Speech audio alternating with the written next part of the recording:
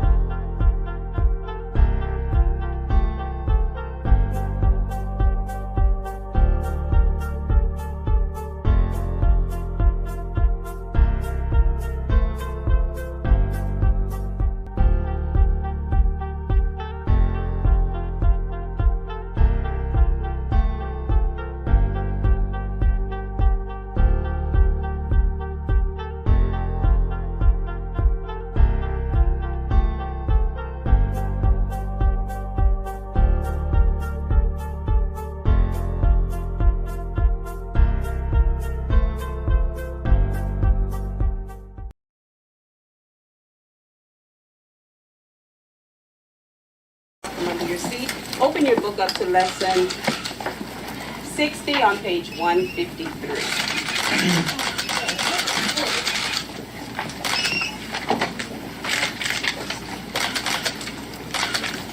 At the count of 3, everyone should be on page 153. If the yellow paper is going to bother you, drop it. Thank you. Everybody touch the title of your story. Fingers under the title. Get ready to read the title, The Fast Way. We're waiting for one member. Okay. Thank you. Fingers under the title of the story. Get ready. The pet goat. Yes, the pet goat. Fingers under the first word of the story. Get ready to read the story the fast way. Get ready. A girl had a pet goat. Go on. She liked to go running with her pet goat. Go on. She played with her tail. Try it again. Get ready from the beginning of that. Hi, it's John Romita Jr. at San Diego Comic-Con. Fantastic comics in Berkeley is the best shop in the world, hands down.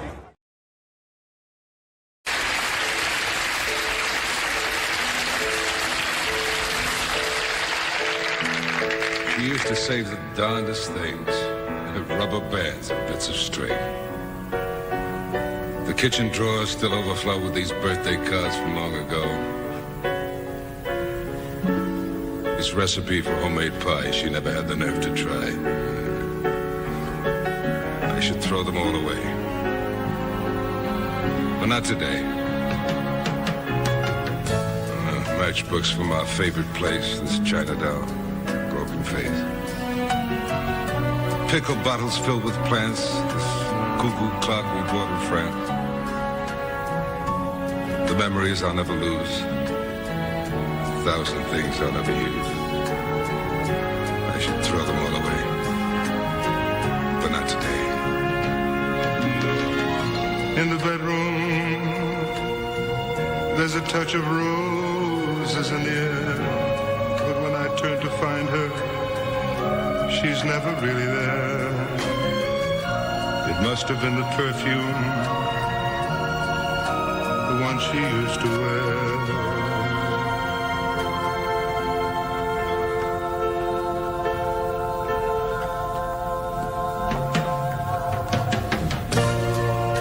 House and garden magazines and these half-filled jars of jelly beans.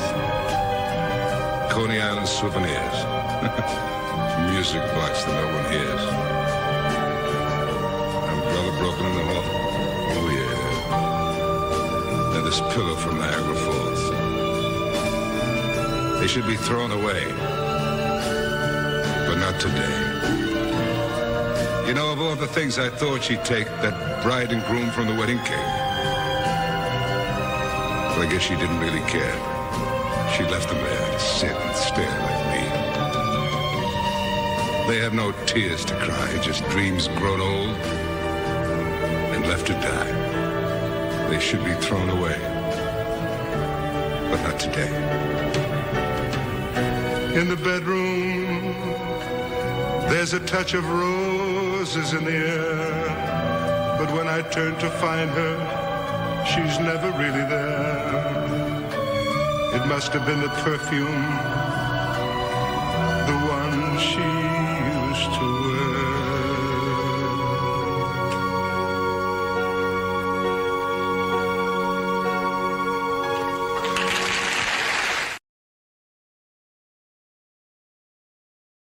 Kill or be killed, what is it going to take for people like you and Dingle to get along with the East Coast? Look, I don't know, man. I mean, these guys got their fucking talking dolls and shit. Questions, Professor Pickles? What? I ain't no Professor Pickles. I'm sorry. Yeah, don't mess with the East Coast. Look, I don't need you defending me, you howdy-doody looking motherfucker. I'm out of here, yo. Yeah, I'm with them. Man, step on.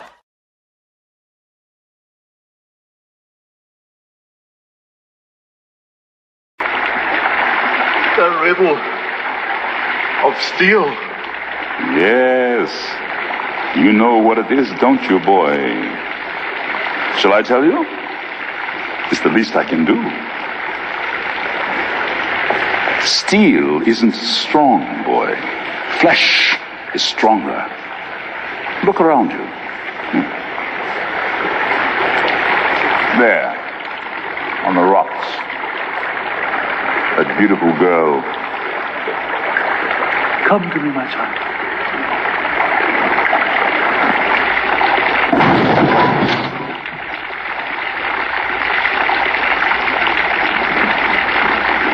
That is strength, boy. That is power. The strength and power of flesh. What is steel compared to the hand that wields it? Look at the strength of your body, the desire in your heart. I gave you this. Such a waste.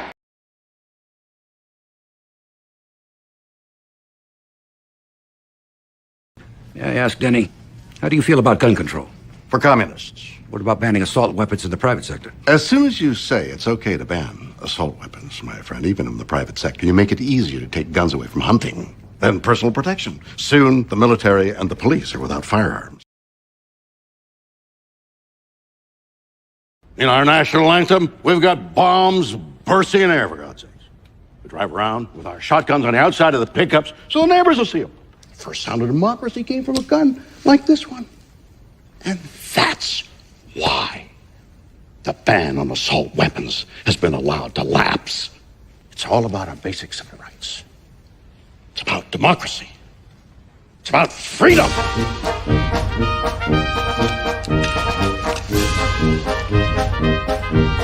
Denny Gray. Let's get back to right. So these punks, yes. I don't know if they wanted money or they wanted something more sexual. Wow. But it's a lucky thing I had my pieces. Your pieces. My guns. Oh.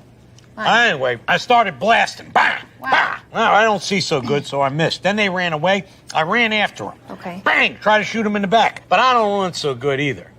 Anyway, you guys all think I'm a hero, and I'll accept that responsibility. All right, come out or I'll blast you out. For shame, Doc. Hunting rabbits with an elephant gun. Elephant gun? That's right, Doc. So why don't you go shoot yourself an elephant? You do, and I'll give you such a pinch.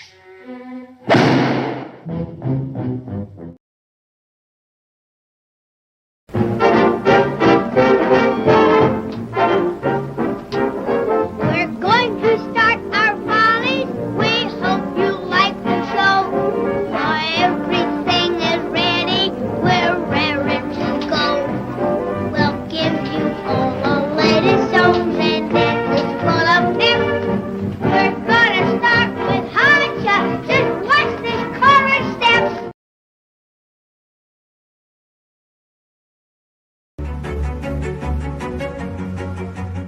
Originally settled as Ocean View during the 1850s, the city's population boomed with displaced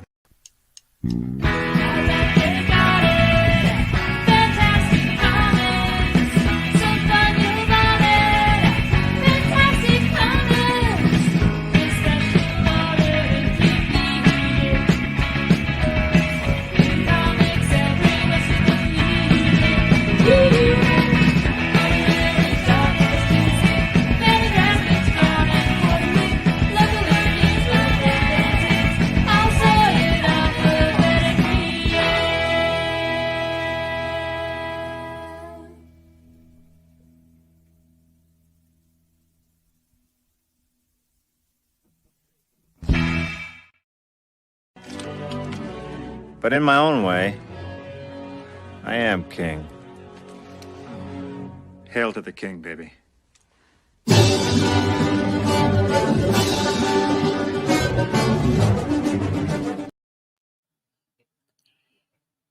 Welcome, everyone, to Fantastic Comics Presents. This is episode number 237. We're gonna talk. This is post-debate comic talk. How's that? Anybody out there watching the debate? It's over now, so you can have done that. And why do you think I start at 8? Obviously, there's baseball games and other things to watch of a comic book variety show out there, but none that gives you so much. Why, what do we give you? And who am I? My name is Yule Carter, comic book retailer in Berkeley, California. That's right, we don't give you that much. I'm a retailer in Berkeley, California. My name's Yule. Here, let me take that off so you can see how to spell that name. Let me know if you are coming back from having watched television of a variety and that you're alive in the chat right now, because that will be, it's neat to know who's here. What'd you think of all that? Did you do that? Were you coming back from work? You're like, I don't have time for that type of stuff. I don't really care. It's going to be a little weird, this episode, in comparison to some of the others. I think it's going to be I'm going to weave, I'm going to go here, I'm going to go there. And people, like all my smart friends out there that know stuff about things, we're going to say, like, holy cow, this was quite the episode. We talked about all things comic books from a comic book store's point of view. A longtime collector and fan, a wannabe professional at one time. I'm a guy that knows some people, and I like to invite you in just a little brief look in what it is to be a comic store owner in Berkeley, and what passes as good comics these days, at least as far as my customers are concerned, because ultimately, the people watching and you are the only people that matter to me. When you're not my customer, I care about you as a human being. But what happened? What happened? So we're going to talk about stuff that we talk about in the comic book stores. Sometimes it's not totally comic book related, like the very first segment that we all very much look forward to.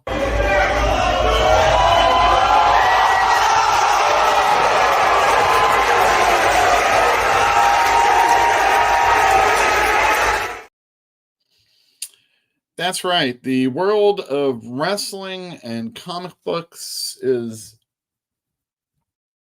more intertwined than some people want to believe or know.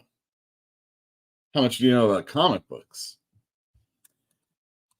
How much do you know about wrestling? We don't talk a lot about wrestling here, just some things that I thought were interesting. These are all going to be video clips. Oh, Don Edwards is going to have a field day with me. This was posted on, I saw it on X. No, Jill showed me, so it's probably Reddit. 1, 2, no. Bryce Rensburg, what are you doing? Help! One more time. 1, 2, no. Jesus, that's on TV. There's no other way to see that program. You know what I mean? This, I think, was on a pay-per-view all out. Jill and I have a lot of conversation at times about people that we know and their children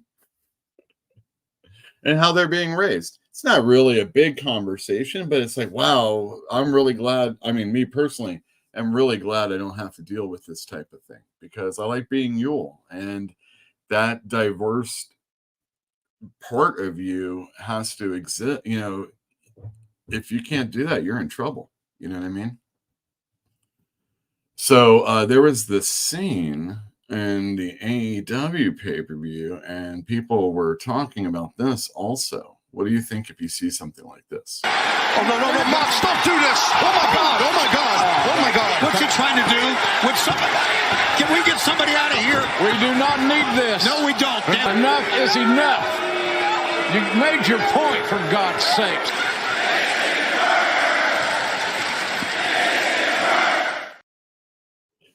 All right, I'm assuming I'm still on the air for a moment at least. Let me just bring up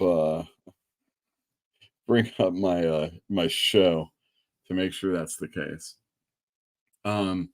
Wow, this is murder. The people were like chanting that. I'm not sure if they were into it or just trying to get themselves over by saying that, but ultimately that is exactly what we were supposed to be wanting to believe we were witnessing on television. And when it's wrestling and you say things like I'm going to kill you, those are really strong words, and it's hard to take those back. And it's not real life.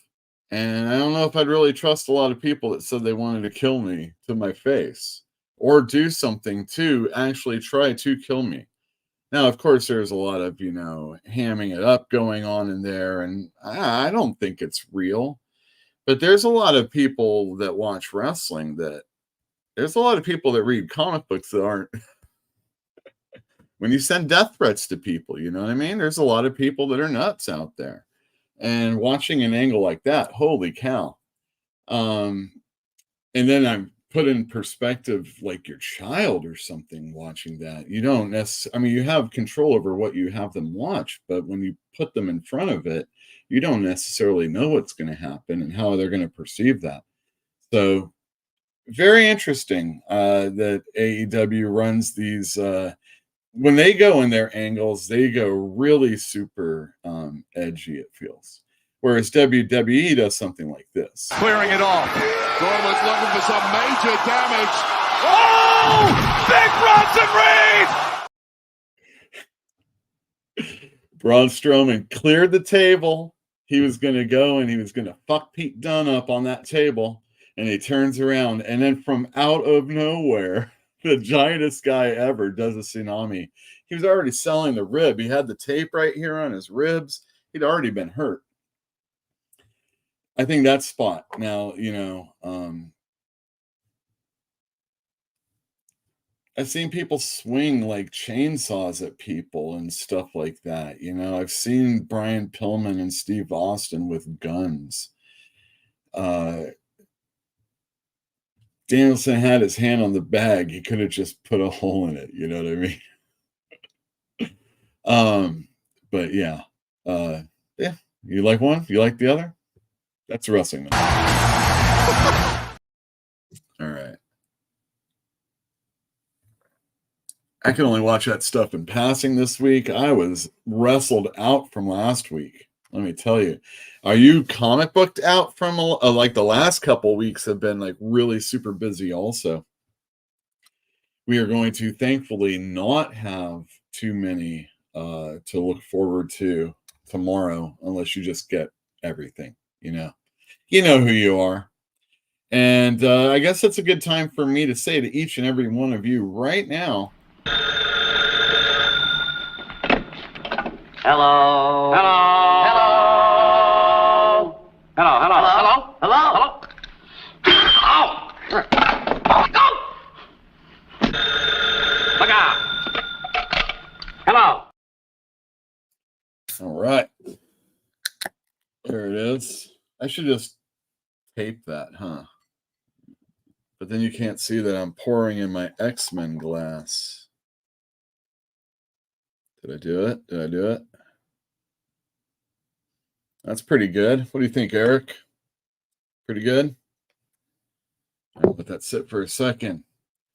Let's go. Oh, speaking of, Fantinuum first up earlier. Yo, post-debate. Comics are always in debate. It's the only religion I acknowledge. Excellent. Eric O'Sullivan says, Gizmo won the debate for my heart. Boops for Giz. Lots of great comics this week. Geiger 6 is a testament to the power of this medium. Huzzah! I like that, Eric. Way to go. Jilby Pill in the other room. Hello. That's right. Let's see here. Lifted Lore. Man, this is going to be my lightest NCBD in a long time. Only getting 2 books. 2 others are maybes unless you all can convince me of otherwise. I will do my darndest. And also, ha ha ha, comedy gold to start with that. Are we talking about Mr. Bush? I gotta say, so let's start our weave a little early. Talking about a presidential debate that went on. You're gonna see this meme, but I'm gonna give you the good clip of it. You're gonna see this meme a lot. It's the Krusty Burglar! Oh my God! He's stealing all the burgers! Why, you little... I touch you! Ow! Ow! It's all just an act. Stop! Stop! He's already dead. I was like, oh, I gotta go and get that clip, because I'm gonna make fun of stuff. But man, that's a funny scene. I love Homer. I love him trying to be Krusty and being a clown and all that stuff. Good episode. He's such a fucking moron. So yeah, we had a debate today, presidential debate, for anybody that cares. And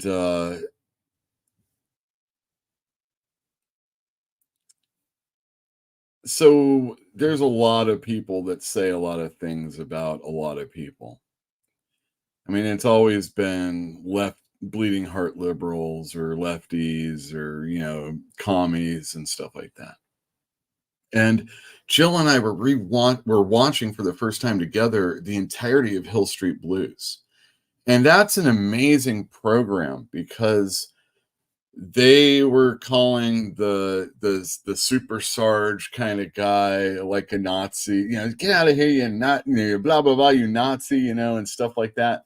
So everybody still always gets the same monikers. And for me, when I was in my early 30s and 9/11 happened, I hated Bush. Couldn't stand him. Probably used the N word. And I'm not talking that one. No R in this one. Call him a Nazi, of course, because that's what you do. But man, that guy, talk about a person that was just, this person's a puppet. Oh, this person's a puppet. Oh, this person's a puppet. That guy's a fucking puppet. Evil says, I just woke up. I don't watch that stuff. Dwayne Muth, hey there. Logan Paul dropping a verbal Logan leg drop on Kevin Nash. Well, Kevin Nash had a lot to say about Logan Paul and a lot about the gimmick chairs that people are talking about these days. Just to let everybody know, there's no gimmick chairs. What are you talking about? You'd be swinging tinfoil then. We would know. I mean, if you throw a plastic lawn chair at somebody, that's going to be significant. Those chairs are... Look, you want to use a chair because it's not a knife, right? We're talking about not killing somebody. The thing is that you're scrambling people's brains. You're hurting people.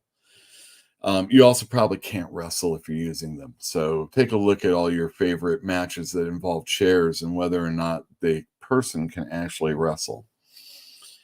Oh God, the corpse referee. Too bad Danielson apparently can rip a plastic bag. Well, and again, Dwayne Muth, how many times you got to tell them plastic bags are not a toy? It was so repetitive and horrible, but they became an important company that wanted to let their fans know that it wasn't real and that that the advertisers should come in and sell to them. This is not a game. Don't try this at home. People have been hurt and this and that. They show the x-rays of the person right after the move, and it's like, don't try this at home. And sure as shit, they didn't say that when I was a kid, and we tried that at home. Taylor Swift just endorsed Kamala. Might as well call the election now. Holy shit. Well, we'll see. She has a lot of people that have aged with her, and I'm sure there's a lot of people that are still young that like her too. She's not, she's on the tips of everybody's tongue from, I can't stand her to she's the greatest thing ever. So, people know, and that's a thing. I've been waiting for her to become Dazzler. The only comic book you should spec on for until the X-Men movie is made is X-Men 130. Try and get it as cheap as you can, but get X-Men 130. That's my recommendation. Oh shit, Fantinian with the didn't she also endorse Hillary? LOL. Well, I would love to talk politics. I mean, that's what the store's for. We do definitely talk politics from time to time. Talk about a flawed person in many ways. I mean, do I believe that, there'd probably be some warring going on more than what we see these days? Technically, I guess it's not going on. So thank you to all the people involved. But it's so funny to grow up in the shadow of Vietnam, and it's not really being taught in school in a high school level. We got all the old books that are barely teaching us about Kennedy and the Watergate shit, So there's not going to be anything substantial. And Vietnam, what a mess. And it seems like Afghanistan was that too. You know what? Let's talk about 9/11 for a sec, because I'm going to keep this comic book related, and it's going to be very, very weavy. Okay. All right.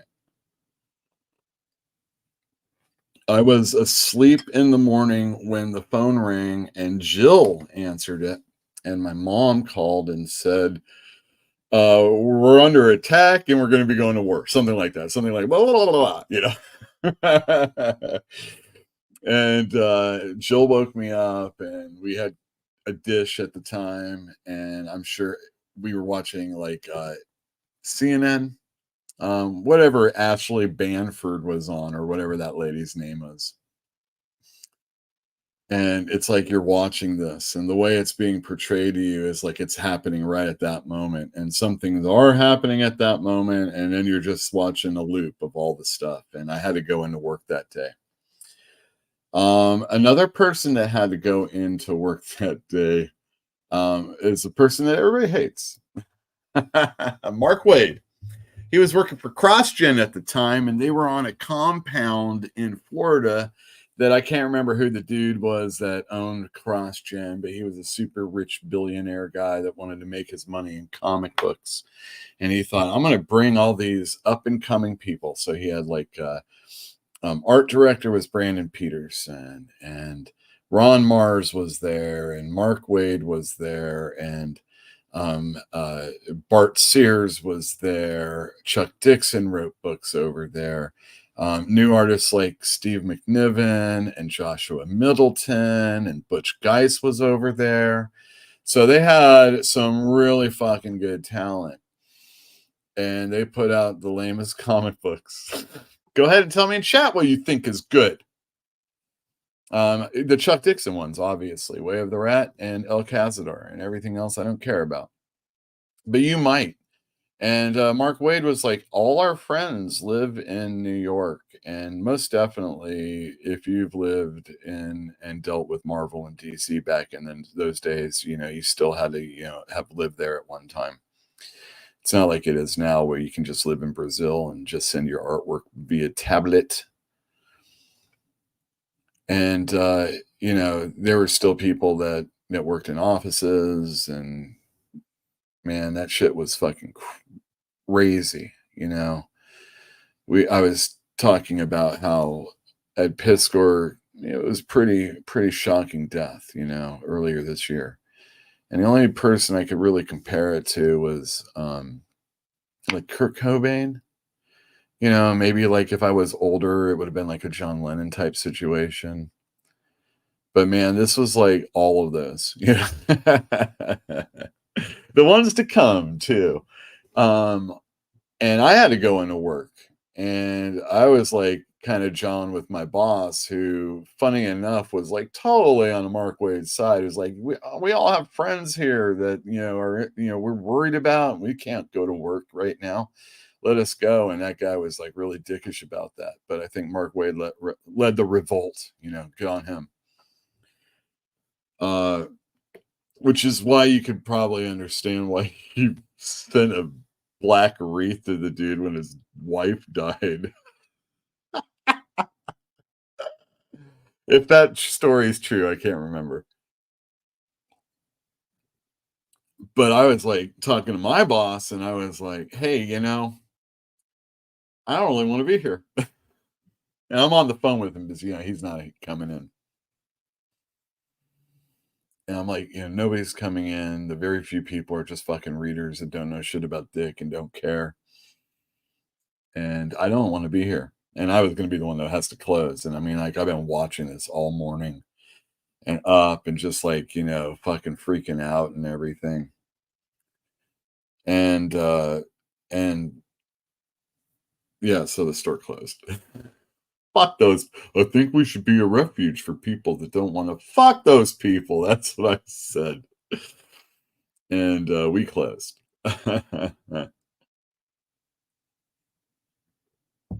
All right. Let's go to, I was like, man, like, what? No baseball. When's there going to be baseball? When's there going to be Broadway people we're talking about? When's all this going to happen?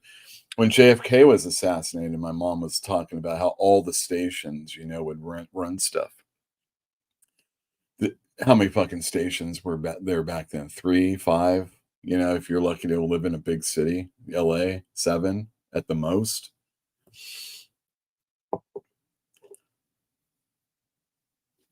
I mean, everybody was, everybody that was on the radio, people that didn't do that kind of stuff were all of a sudden doing that kind of stuff. Just crazy. Could you imagine if like live streaming was like it is now?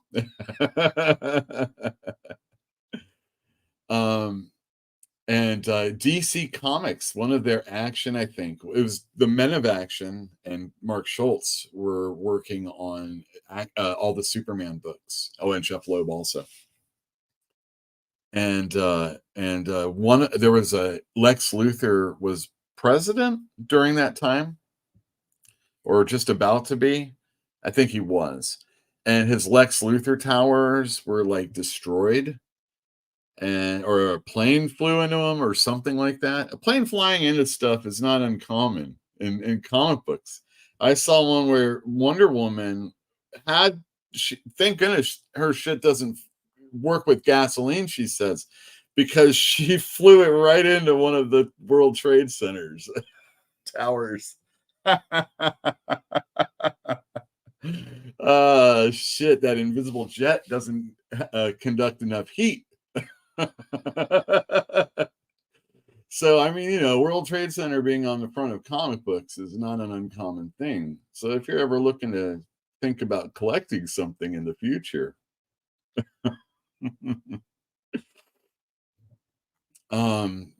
finally baseball started again. And you know what? What seventh inning stretch wouldn't be, well, you know what? It wouldn't be complete without Liza, right? Oh, this is so exciting! I'm so happy to be here!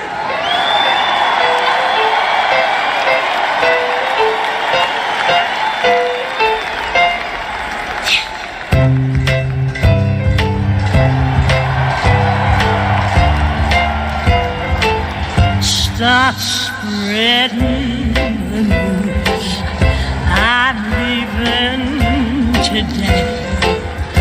I wanna be a part of it. New York, New York. Only New York could handle such a tragedy. They would say that on the news. Oh, thank goodness it was New Yorkers, Thank goodness. I was saying that too. Holy cow. Yeah, man, I was like, I don't care about baseball.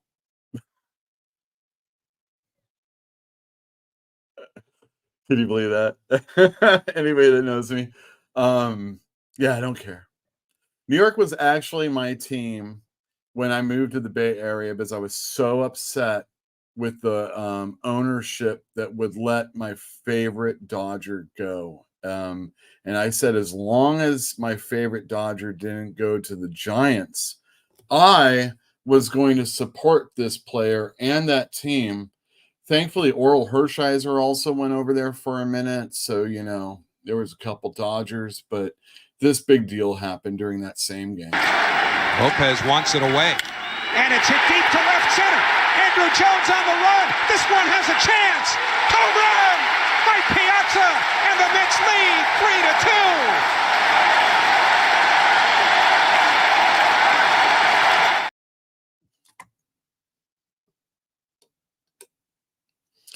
I want you to remember that the Diamondbacks won the World Series against the Yankees.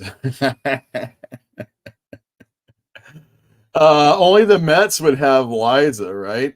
Because the Yankees, when they lose their home games, they play her. When they win, it's Frank Sinatra, if I'm not mistaken.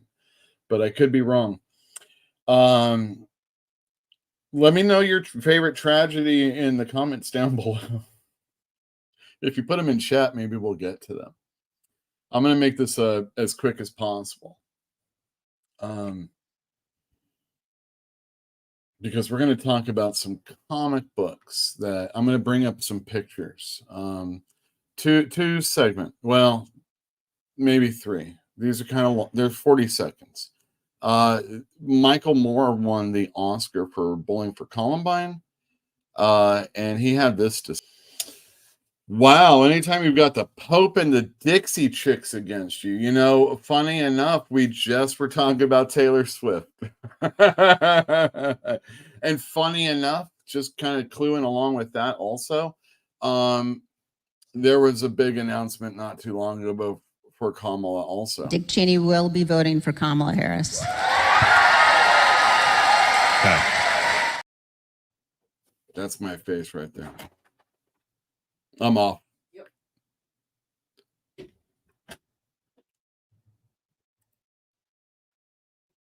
Boom. They didn't like it. Hold tight.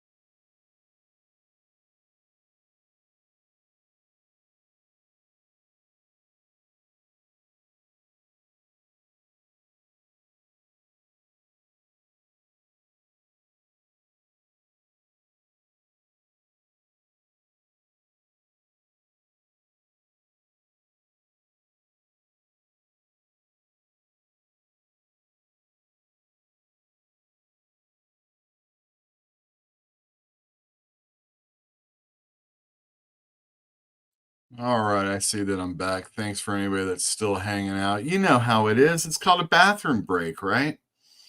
Okay, well, that was funny because I only had one more. I'm not going to play it. It was Jon Stewart talking about how shitty we treated our first responders after they developed all sorts of, you know, cancer and shit like that. And he had to go to Congress and, like, you know, speak, and like nobody was there to listen to him, you know, and you can look it up. It's horrible stuff. I think it was the baseball, but maybe it was the Oscars. Nonetheless, we won't get in trouble for this because comic books couldn't help themselves. Actually, like I said, DC Comics took out their Superman comic, and they had to edit that out so it wouldn't offend anybody. I remember one time watching the X-Files, and they were doing this whole fire, thing while there were these like crazy fires going on in Southern California. So they didn't air that episode that week. They aired something else, rerun or something like that. Marvel, in tribute, this was pretty much their first book back because there was like a little bit of a hiatus going on, at least within the Spider-Man book. And when it came back with what might be John Romita Jr.'s best cover, right, everybody? We're going to only show a few pages of this, but JMS got to pen this story. He was current comic or Spider-Man writer, Amazing Spider-Man writer. They had just done the whole storyline with Ezekiel, and I can't remember if there was like a John Romita Jr. can really draw the shit out of something, so I'm sure this happened as quick as possible. And obviously, comic books weren't totally getting. It was a crazy time. Spider-Man is going to be the first Marvel character to deal with what happened with the World Trade Center. So the whole issue is him going and seeing the devastation, maybe trying to help. Maybe realizing as he's there that he really can't help. And, he's just seeing all the stuff that's going on around him. But he does notice that there's heroes that are helping out. And like Thor, the Avengers, they got called in. So then he starts up. All drawn by John Romita Jr. I think Scott Hanna was the anchor. Usually was. You could tell he put a lot of effort. Look at there's Wolverine over there pulling on some of that rebar, that pillar. His claws could just cut it. I mean, maybe they don't want to do that. This is when you realize that superheroes in the real world are kind of lame. You know what I mean? This is when you realize that a villain who is trying his entire life to wipe out certain people or take over entire cities, all just so they might destroy one man. They'll wage war with an entire country, is crying because terrorists. This motherfucker is a terrorist, right? Let's not lose the plot here, okay? It's all about the people that, live in the country, and talking about the only city that could have ever possibly dealt with a situation like this. John Romita Jr. doing the art. I mean, geez, firstly, it was a Spider-Man comic book. It's the Romita name. I mean, he's a legacy, not a Nepo. He's a legacy, like true legacy. And he's like a New Yorker through and I mean, there's nobody more New York than John Romita Jr. And I think he's great. And he did a really good job. And as sappy as this comic book is, it's really awesome. And they would do the never forget 9/11 little symbol on the bottom of all their comic books for quite a long time. DC also did the same. There would be spin-off comic books like, I don't know, The Troops or whatever the hell it was called. And people that just kind of, served.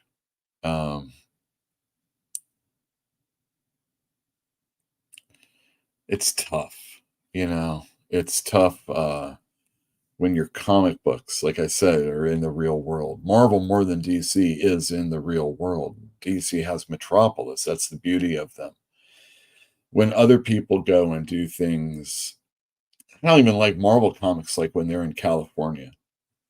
Why are you on the West Coast? Get out of here.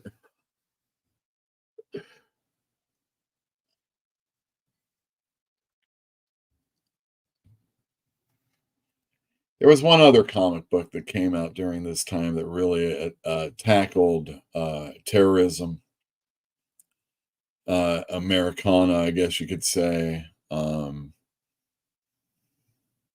It's a superhero book, and it was penned by John A. Riber, and it was a brand new #1 after a recent restart after the whole Heroes Reborn thing with Mark Waid and Ron Garney reprising their role before Rob Liefeld came in.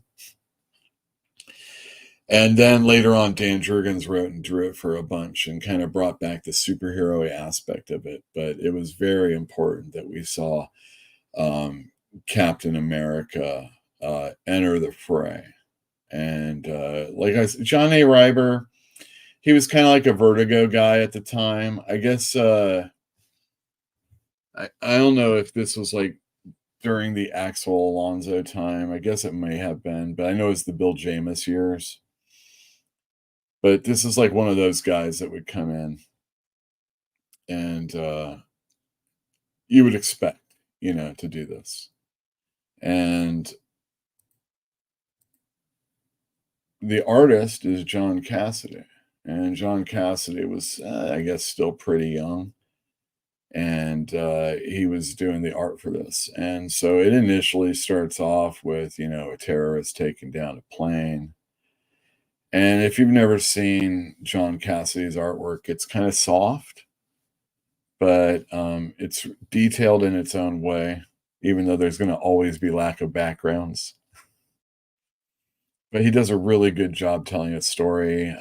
Back in the early aughts, the whole widescreen thing was a big deal. You had your Authority with Brian Hitch, and later on we're going to have Ultimates, and a lot of comics today still do stuff like this.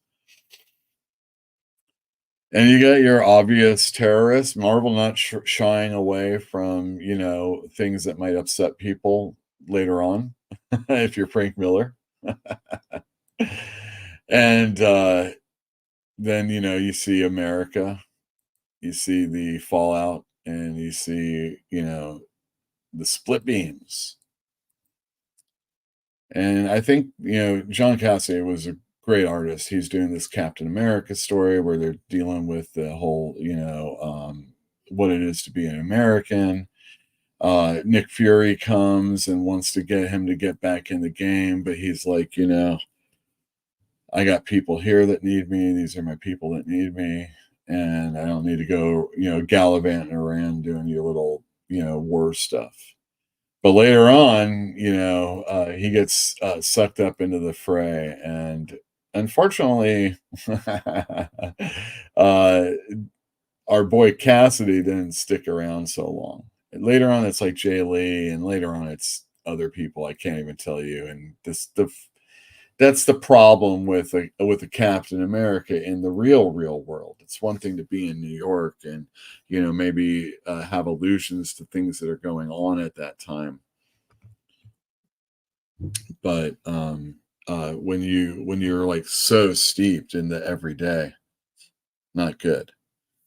Speaking of the everyday, that artist John Cassidy unfortunately also has checked out, like so many other comic artists out there.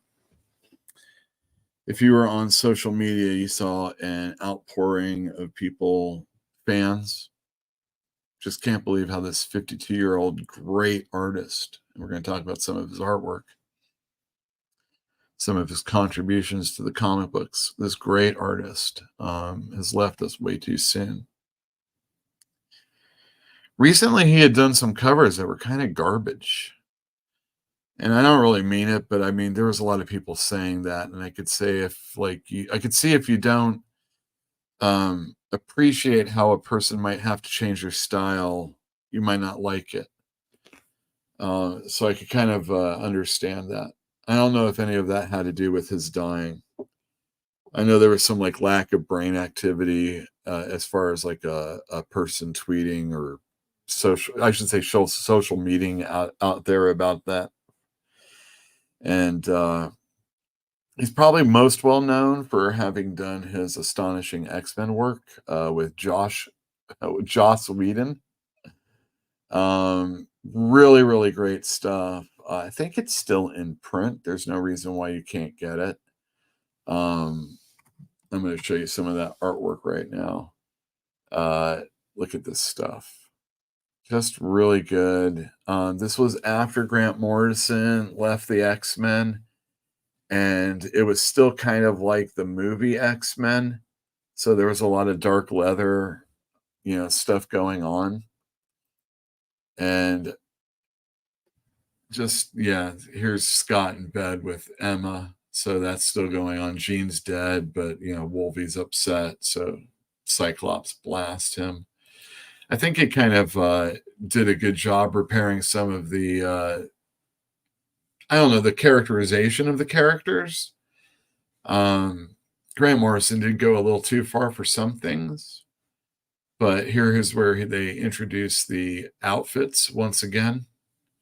And I think it looks really good. John Cassidy, once again, is continuing the theme with the Beast in his more like feline state.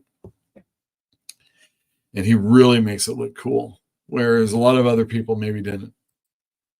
And Cassidy, even when he's not doing interiors, he's doing covers for a long time also. But he had a good long run here. It went like 24 issues plus a giant size, which took a long time to come out. And not unlike other books that took a long time to come out, I might have them, but not have read them. I could say Camelot 3000. I read all 11 issues, but the 12th one took forever, and I still have yet to read it. Havoc and Wolverine. I read the first 3 issues, and the 4th one took forever to come out, and I still have yet to read it. It's just kind of the way it is. It's no big deal. I'll get around to it, right? I mean, the problem is when a person leaves this earth and they're younger than me, you don't want to be like, oh man, this person was so great. Then you find out they were years younger than you. I mean, thankfully he was my age. He was in my we probably like burned stuff together. There was definitely a lot of Paul Smith in this early Astonishing X-Men with him. The story goes with that, but I think that's also, Joss Whedon and his proclivities. Not his kinky stuff. Nothing like that. I want to make sure I get the right pictures up. Hold on a sec. Oh, I need a 27. All right, so he did Astonishing X-Men for Marvel. That's probably his best known stuff, but the things that the people that really like him probably are going to want to recommend to you Planetary. And let me tell you, Warren Ellis during that time was on a roll. He had just come off doing a really great Stormwatch run with Wildstorm. And for continuing with Wildstorm, he took Stormwatch. He did Stormwatch Aliens, which is probably not going to get collected anytime soon. Then he did Stormwatch, and then he introduced all the Midnighter and Jack Hawksmourn characters. And then he did the Authority with Brian Hitch. I was telling you about that whole widescreen thing. That was all Warren Ellis, Brian Hitch, and then Warren Ellis with Planetary and John Cassidy also. And just look at this artwork. It's just super amazing. And what the story was we have these 3 characters that go out and explore, maybe kind of like that Hangar 13, but less funny. And they're doing more pop cultural icons. So here we have like a Doc Savage character. And here we have like a Godzilla. And then later on we see like this Mothra character. And there's a long a story that gets interwoven throughout. But I got to admit, I never actually read Planetary. I've read a few issues, but it just really wasn't anything I was super into. You can tell me once again in comments why I'm wrong for that, for not having done that. And then let me just show you a couple more pictures just to illustrate how awesome the dude is. Or I guess I should say was. I don't know. When you're talking about somebody after the fact, you do still use present tense. And this is when you actually use they a lot. Just look at this. It's fantastic. This cover, great stuff. Just super amazing guy. Supposedly a really nice guy too. And just did some really fantastic work. But if I was going to be a snob about John Cassidy, I would suggest you check out 2 other books you might not know about and other people might not know about also. Again, with Wildstorm, Jeff Marriott, who was an editor there, also wrote the Desperados books, which were it was a Western, which is not really my forte. But if you are a fan of Westerns, you probably should check his stuff out. And this one, A Moment's Sunlight, is the collection of his and Jeff and Cassidy's work. Too many names. Yeah. Anyway, yeah, really good looking stuff. Oh, damn it. That was the next one. Check this gun toting cowboy rootin' tootin' action at a bar. Gotta love that kind of stuff. And then lastly, he did a 3-issue miniseries for Marvel once again, and this is the Union Jack, which is, and I'm not necessarily one of those people that really gets off on European stuff, although a lot of the music I like definitely comes from overseas. But like Queen's Weddings, the Queen all together, that kind of stuff. I'm not really into it. But the Union Jack, number one, I think still a cool symbol. And I really love the Stern and Byrne Captain Americas, where the Union Jack was introduced to me. And so I was really looking forward to this when I found out about it. And I hadn't known who Cassidy was at that time. And this was a revelation to see him working on this book. And it was so awesome. Really cool looking, good colors. Richard Starking's working on this. Dave Stewart on colors. Man, Dave Stewart slumming on a a Marvel miniseries with the Union Jack. Jesus, that's pretty funny. Just look at the stuff. It's got the vampires. It's got Baron Blood in it. My only favorite Nazi, if I can say that, is Baron Blood. And yeah, just really, really cool, fun stuff. And I like the paneling too. Really good. Sad, very sad that we lost John Cassidy. He was a good artist. Let's see, you guys. Okay, and we're back. That's where I'm going to start. The Academy. There, I'm going to start right here. The Academy don't play around. Yeah, knew I was pushing it with that one.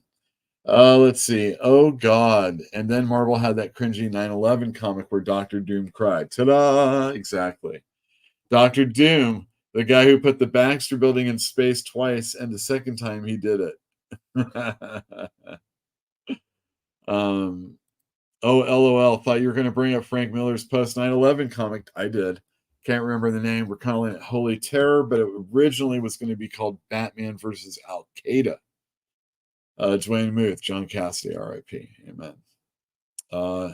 Bernie Moreau of the Jam, unfortunately. No. Really? I just saw a post from Fife, but I didn't. Oh, that's a shocker. Who told me when Vince Scully died? Dodgers up 3-1. Yeah. Holy shit. Bernie Moreau killed himself. Oh. Breaking news right here at Fantastic Comics Presents. Holy shit, Dwayne Muth. That's the worst. Oh my God. Suicide. It's not foolproof. But oh man. Suicide. And then how many things happened where it was suicide, but it wasn't? like traffic accidents. You know, this pole looks good. Again, this is a cope talking about it this way, so don't get too crazy. Holy shit. I got Jam comic books right here. I love the Jam. When I wanted to do my own superhero comic book that wasn't going to be Marvel or DC and was silly, it was totally a ripoff of the Jam. Oh my god, that's so weird. Lordy. Let's talk about some comics that came out last week. Let me put the banner up. Best of last week. Sometimes because I read it and I thought it was good. It should be good and we should read it. So sometimes it's a little force feeding, and sometimes it just sold so well I have to let you know about it. A book that's getting a lot of people talking, mostly negative online. What did you think of Exceptional X-Men #1 by Eve Ewing and Carnero? I can't remember the first name. It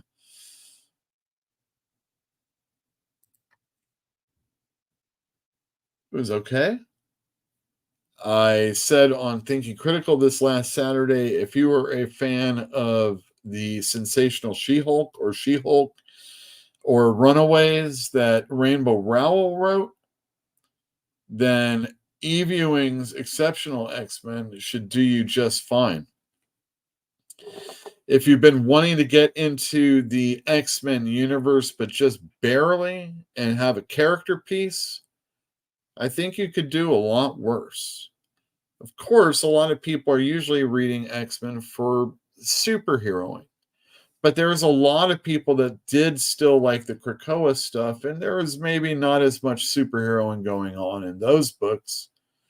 So now it seems there's a lot of X-Men books that are for everybody. You've got your superheroing, you've got the people that are hated, the people that are trying to be, hey, we're like X Factor, or hey, we're like this, and it's X Factor. Like us, you know, we're going to do good for you. And then there's this character piece with Kitty Pryde, Emma Frost. I hear that Kitty Pryde is going to have some bisexuality, which we all know in comic books these days means if you are a bisexual, you might as well just call yourself entirely gay, because there's no way, because of all the people that like you being gay, can accept you being in a straight relationship, even though you said in the very beginning, or at least later on, that you're bisexual. You're curious, all this stuff. Oh, people, you got to get over it. Anyway, I didn't see anything of her being gay in this issue. We got a couple new characters and some stuff going on. It wasn't very exciting, but again, either was She-Hulk. Boy Wonder sold out at my store, and I just wanted to let you all know about that. I got my numbers so strong that I sold out of it. I reordered, so I'll have more. I don't want to be without that Ginny Bob beautiful artwork, and I definitely had people coming and asking for it. So remember, we are a comic book store, and we will do holds for you as long as you are on our list. You got to be on the list. Ultimates #4 was, well, actually, I double filed it for somebody accidentally, so I do have another copy. Technically, it's not a sellout, but it totally would have been should I have had that in stock. Anyway, I have more on reorder, but only this cover. I only have one more of it left, so if you want one, you better come in quick. Next up, everybody that likes this book is telling me how wonderful it is. If you used to read this and were like, I don't know if I want to read this, you should. Hate by Peter Bagg is excellent. And look at this. He's at home with his mother, or at least his mother-in-law, probably his mother. And she's freaking out, throwing up, watching two gay guys kiss on television. I assume they're gay. And then his wife is like freaking out. It's a great book. Just great. And then lastly, this was #1. It was Plastic Man. Not only was it a near sellout, so good job on Yule's part, but it was a really, really good first issue. Jeremy Cantwell.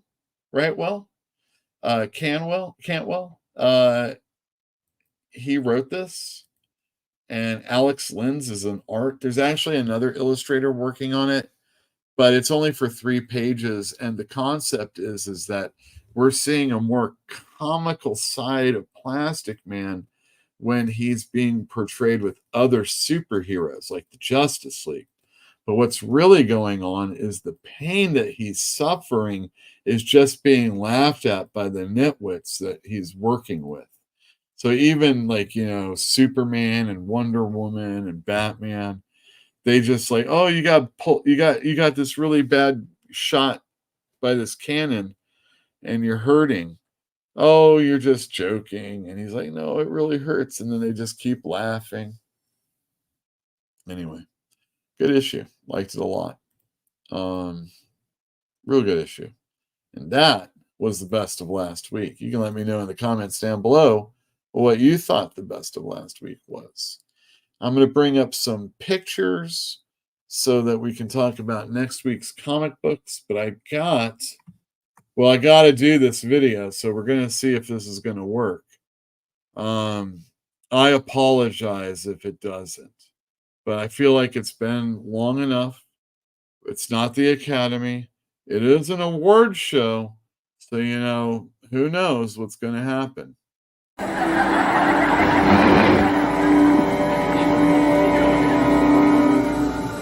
No! What's in the box? Whatever you do, stay away! What the is in the box? Hey, Mr. Tambourine Man, play the song. I think we're okay. One last thing that's coming out. Oh, no, that's tomorrow. Never mind. I got it last week, but I can only show it to you for tomorrow. We got to have some priorities. I was given a box to open. It's fragile. That's important. Supposedly, I did something that's going to show how wonderful an individual I am. Now, this customer, Battle Buddy, gets a lot of stuff graded. He's had toys that I've unboxed on this show, and it's gotten a grade. And he's like pretty in with the people. So I want to let people know that it's a really, really big deal that he let his subscription lapse with CGC. And this is not the last of his CGC comic books, but it's some of the last of his CGC comics. And we're going to take a look at them. Now, CGC's had a lot of problems in the last year, and I feel like it's just kind of chickens coming home to roost, really. It's really hard to have one standard. Nobody has the same standard. And even if you can try and stress, certain points on people, there's going to be shenanigans. And not only that, I shouldn't say shenanigans. When shenanigans come in is when CGC openly says that they are going to charge more for the grading service because the comic book is going to be worth more. That's shenanigans. And ever since I heard that, which was since the very beginning in early 2000, 2001, going back to our days, it's kind of scam-like. I mean, it's nice to have some assurance that something might be sort of good, but even still. But, I know this guy isn't, he's doing this for a reason, and it's not just that. But it's a shame that he's giving up, but I can understand. Here is one of his Spanish, it looks like Motorista Fantasma 5.5 issues. This guy who gets these graded is a solid dude. And he's a really, really good customer also. Some of these I've worked on. I think I must have worked on this one. Patrula X, 6.5. Excellent. Excellent. Very, very classic issue of a Jim Lee X-Men, at least on cover. I'm not sure about the inside. Here we got Patrula. Oh, I can't roll my L's. Or is it R's you have to roll? I can't remember. Patrula X, 8.0. Wow, nice. Not Jim Lee. I think he said the one I did was one of them was a wolf. Oh no, he said I worked on this one, I think. Oh, Barbaric. Wow, 9.8. Wow. Conan. All right. 9.8. Gotta love that. Of course, these days they're giving 9.9s. Emil, who's in chat, he and I moved them on, Emil, so just to let you know. Heritage auction guides, and one was for comic books, and there were 9.9 ones, which are new, and those are the gold ones. And also original artwork. Oh, amazing stuff. Ooh, Transformers 9.8. This is the black and white ash can that they gave away at San Diego, I think last year. It was hard to get, and I think I personally have one. Ooh, this is, I worked on this. 9.8. I worked on a Daredevil? Really? Is this what I really worked on? Oh my gosh. Great issue. Great issue. Big gun on the cover. That Frank Miller.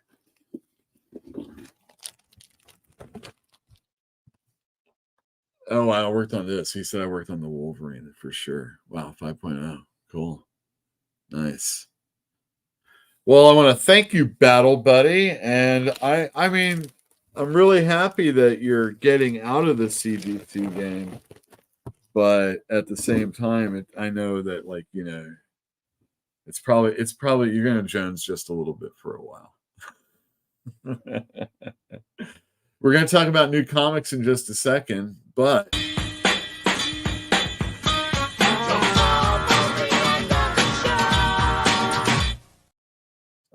it's not really almost the end of the show. But, you know, you got to let you guys go, and I got to let people know about my awesome patrons. They get so very little from me. I say that every time, but, you know, if you can give, you can give. You don't have to. I'm not going to, you know, be hurt by it. But we have significantly moved ourselves into a winning strategy. That's how I'm going to describe it now. It's a winning strategy, and we're on a great trajectory. And I'm really excited for the future.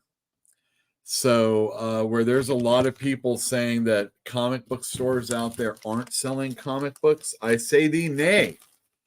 There is a small-ass comic store that's still selling new comics that come out weekly.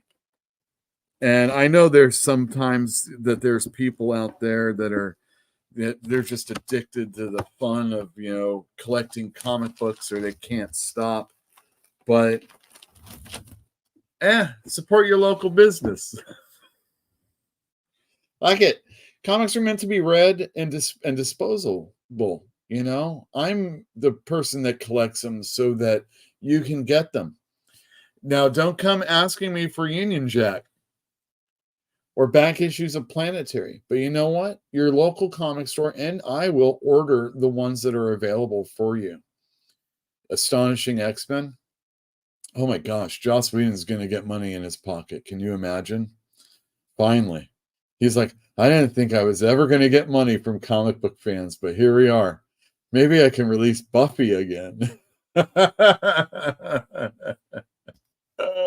Will Brian K. Vaughan hang out with me? Oh my gosh. Joaquin, you're finally home. My goodness gracious. Did you work the 49er game? That was quite a game. They really put the hurting on Aaron Rodgers yesterday. You know what I mean? Let's see. Dwayne Moose says, met both Bernie and John in Toronto quite a while back in Toronto. Both were very friendly and great to chat with. Man, I figured like Bernie Muro. That guy's so good. I have him. Oh my god, he's worked on. Oh my god, tell me Matt Wagner's okay. Jeez Louise, I can't handle this. Elithidor says, exceptional X-Men exists, so Al Ewing won't be the Ewing with the worst textbook this year. Click. Unreadable X-Men. Dreamforce this week. Dreamforce. What is that, a group? Okay. Let's see. Oh, that's right. You went to the game today, right? Did the A's win? Let's take a look. The A's, tell me Butler did something because I got him on my stupid fantasy team. Oh, well, this isn't a baseball show. We've done enough of that.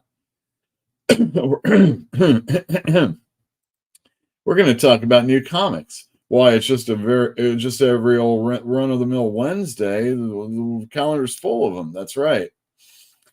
It is full of them. And we're going to talk about new comics that are coming out. The Never Forget Day. The day that everybody seems to forget. We're going to only talk about Kamala Harris. See, I do it. We're going to talk about Kamala Harris having wiped the fucking mat with Donald Trump tomorrow. And I'm going to let you know right now, anybody that says otherwise is deluding themselves or lying to you. You might not have liked it, but that's what happened. No big deal. Happens. Totally own that thing. But they're not going to be able to wall the 9/11 jerk off bait like they have the last few years. And that hurts. In one way. Like, I don't want to see it again. I don't want to ever see it again. I've got the magazines with the pictures, and if I ever need to relive it, I'll think about it.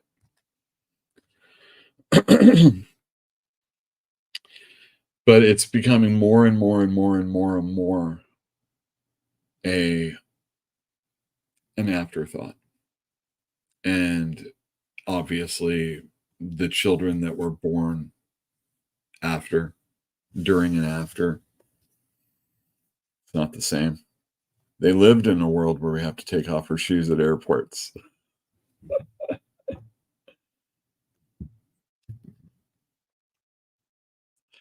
All the things that happened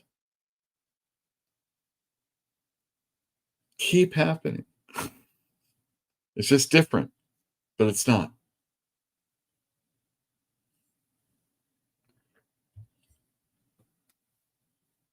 Let's talk about some comic books. Transformers is coming out tomorrow. Here's something that's not going to be different. I see Daniel Warren Johnson's name on issue number 13 as writer. I do not see Jorge Corona's name as illustrator on number 13. If Daniel Warren Johnson is still on Transformers at 13, I think we can all rejoice. Another thing that happened, there was a shortage of Transformers number 12, I found out from Lunar. And my 1 in 50 copy was thrashed. It seems that Lunar likes to protect their comic books by putting them in bags and boards. But then instead of like putting them in a protective layer between two boards,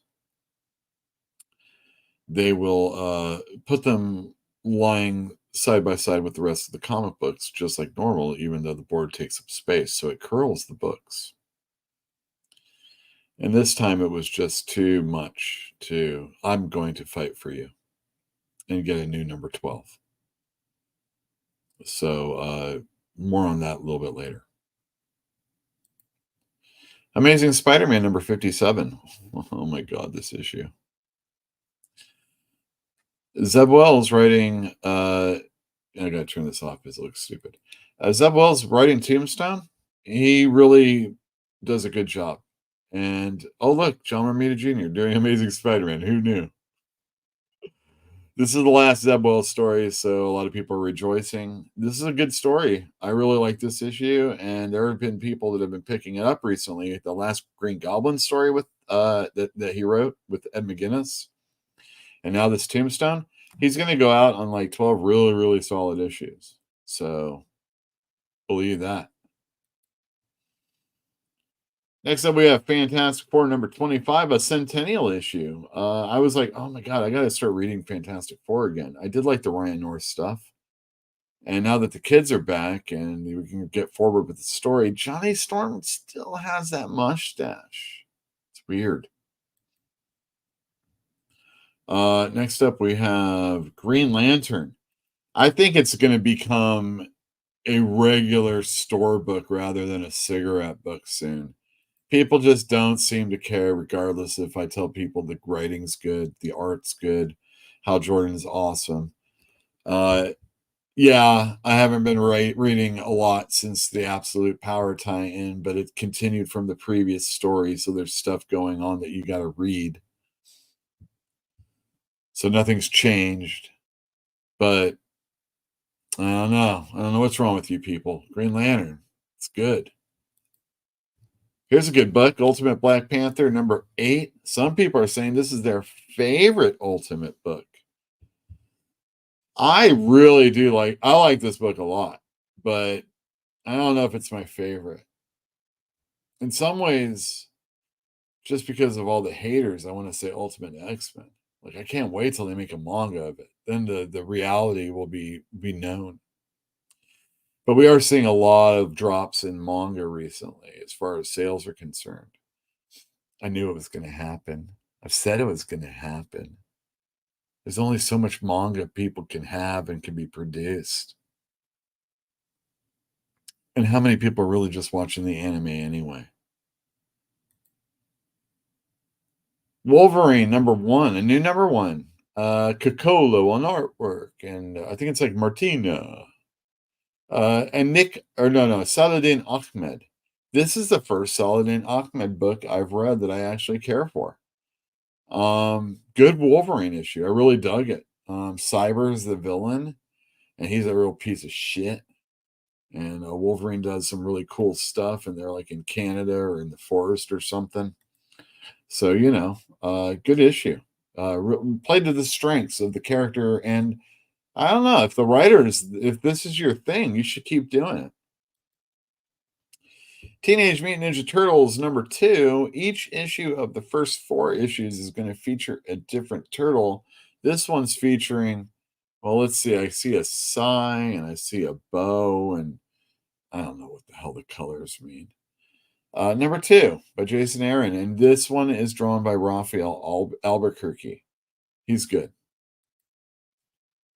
Vengeance of the Moon Knight, number 9. Just in time for a new Moon Knight series to start up soon. But we know you want to read this. Jed McKay, good writer. Like his stuff. Moon Knight, big fan. Big fan. Star Wars number 50, the last issue of the current run of Star Wars. What does this mean? Like, is this the end of Return or the end of Empire?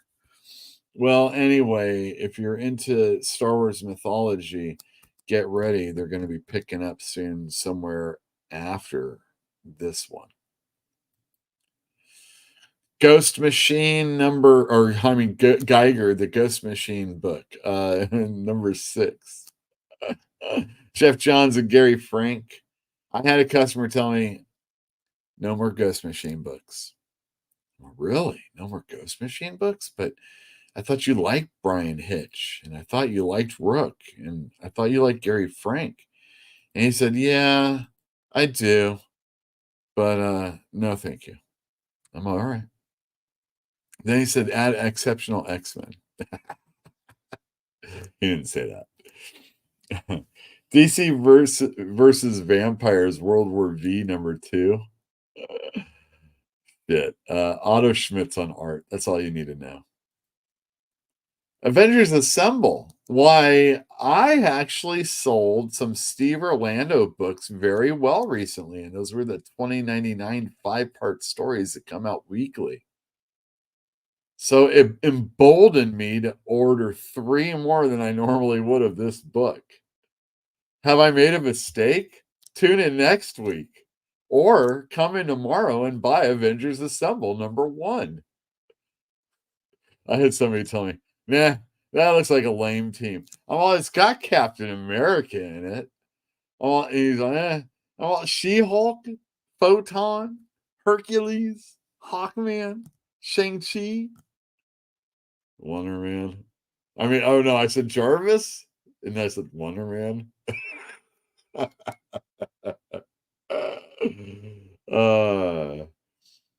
Summer Shadows #1 by Dark Horse. I don't know who any of the creators are. It's a mystery to me. I mean, the book. The book is a mystery. It's not really much of a mystery. You kind of figure out what's going on. There's vampires involved, so you should probably check it out. There is some homosexuality in it, though. Can you handle that? It's not really overdone, but it could be later on. So, if you can't handle that, you might want to stay away from Summer Shadows. I wouldn't say I'm necessarily the kind of person that can't handle it, but I think if let me do this with my face on. But I think if you talk to most people, Yule's not always going for that type of thing. Oh, that's why, Jill. Oh, shit. I was like, why did I want to do a spanakopita from the Venture Brothers? Because they're in the Greek islands. This whole thing is Greek to me. Anyway, it was a really, really good book. I like Summer Shadows quite a bit. And you got my Yule thumb up seal of approval. Johnny Quest #2 by Joe Casey. Of course, I have to say you should check this one out. And #1 sold out. So if you're interested in this, I might not have ordered as many of the second issue. So better come in quick. From the DC Vault, a 4-issue Elseworlds miniseries, if you can call it that, because they didn't. What would have happened should Robin have lived in Death of the Family or Death in the Family? Why would you call it Death in the Family if Robin lives? Rick Leonardi's on art and J.M. DeMatteis is on writing. Buy this if only because you want to give an old timer some money. Most likely, that old timer is going to be me. So purchase Batman from the DC Vault, Death of the Family, Robin Lives. Because, who doesn't want to read about a story that people voted to kill? Kill, I say. They voted to kill him. Space Ghost #5. Ooh, that looks cool. Task Force 7 #6. I'm mostly telling you this because I sold out of the last issue, reordered it, so don't worry about that. But I might sell out of this one again because I doubt I upped my orders that quickly since it's coming out so quickly. So if you're interested to see what this Amazo was able to get from the Amazonians, this is definitely a book you're going to want to check out. And then lastly, Venom War Wolverine #1. I don't think it's a one-shot. I think it's 3 issues. And you don't really have to know much other than the fact that there's this Venom War going on and your favorite character Wolverine's embroiled in it in his own miniseries / one-shot, whatever it may be. And that is new comic book day for next week. So, Elithidor, did I convince you to buy more than 2 comic books? Or whoever it was?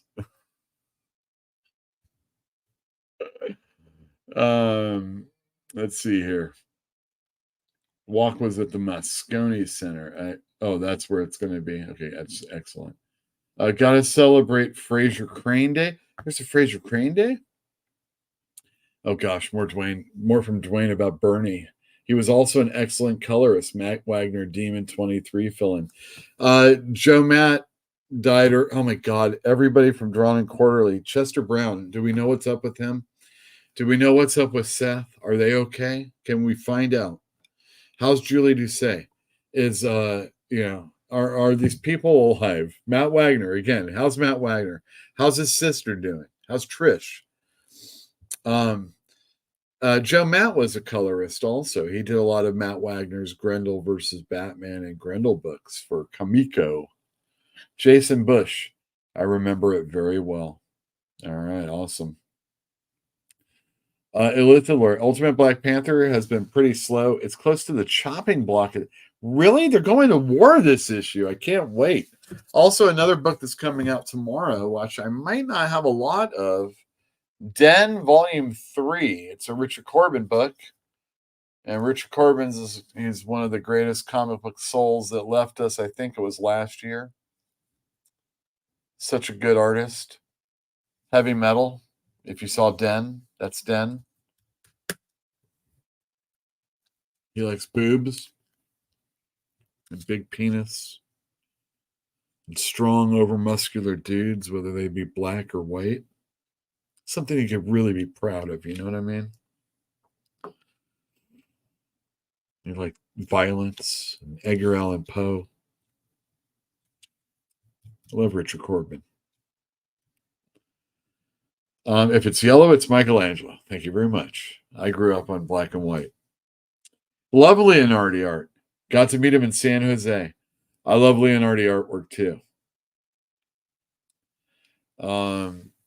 Still on 2. LOL. Excellent. Well, everybody, let me see. I didn't read the poem. I don't know if I can share that much with you guys. I'm sure there was something else I wanted to talk about. Let's see. No. Oh yeah. Somebody, Improbaby, who comes in sometimes. We were talking on Thinking Critical's chat, said something about Nobody by Bob Odenkirk, but hadn't seen it, so I don't know if it was any good. Oh, this is good. Just picked up the Hellboy hardcover of all the Corbin stuff. The only Hellboy I have is Corbin or Fagredo. That's it. And probably Lucha also, which is either Corbin or Fagredo. Well, I guess that's that. I don't think there's anything else. You know what? Don't get crazy. It's all right.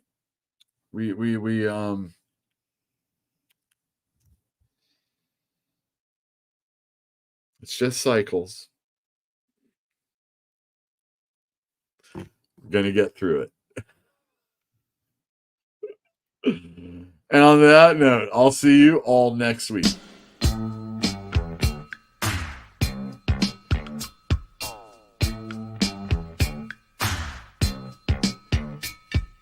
Lucy and Ramona cruising through the jungles of L.A. Hoping to promote a dream somewhere along the way. They're rolling through the streets, looking for a disco, passing up the treats from a kid named Cisco, trying to make connections with their blemish-free complexions, and just as fate would have it, ended up with Sunset Sam.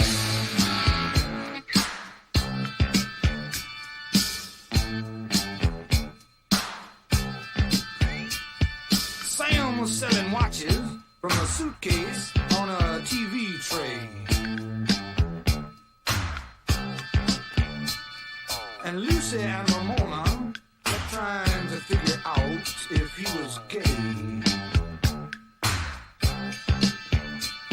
The three of them were standing, staring at each other, when the light behind their eyes blew each other's cover. The ancient code was branded, and each of them was handed a ticket to their kingdom, 'cause they saw their brother sunset sun.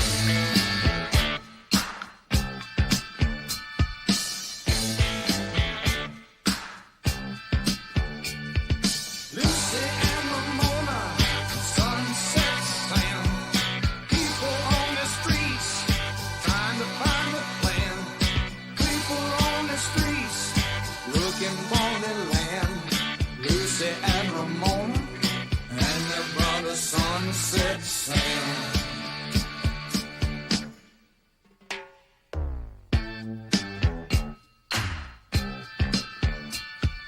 Lucy was from Compton, and she met Ramona at the zoo. Ramona was from Brooklyn, but she left when she was 22. Sam was a native of the Arizona desert, but he split when he was slated for some governmental make-work. Their differences subsided when the common bond was sighted. They were all from the same place that made the famous sun